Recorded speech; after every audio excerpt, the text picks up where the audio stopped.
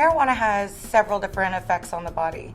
And if you're using it medically, you should prepare yourselves for some side effects. For some people, these side effects are mild, but if you don't know that they're happening, they can be a little frightening. So some of them are pretty basic, and maybe ones that you've heard about through pop culture or subcultures that use cannabis. First is your eyes get red. The cannabis in your system actually is opening up capillaries, and so it produces an effect of red eyes. And this is something that's not permanent. It'll go away, and actually some Visine will clear it right up. It can be uncomfortable, so you may want to have Visine near your medicine when you take it. Another side effect is dry mouth, which is also not permanent.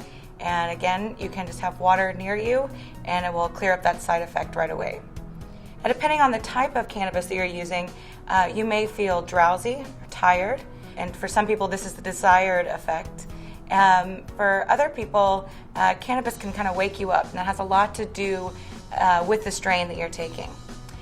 No one has ever overdosed on medical cannabis. In fact, scientists have tried to find out how much cannabis it would take to kill someone.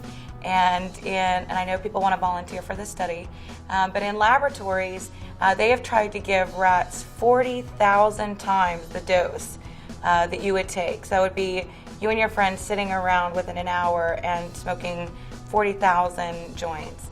And the rats did not die. In fact, they just slept for 3 days.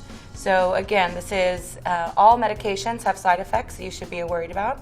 But at least with this one, you know you're not going to die. Now, you should also be careful about operating heavy machinery, driving. Use this like you would use any other controlled substance, and make sure that you are self-monitoring and knowing that you're using this medicine as safely as possible. Now, as far as long-term side effects, depends on which scientist you want to listen to.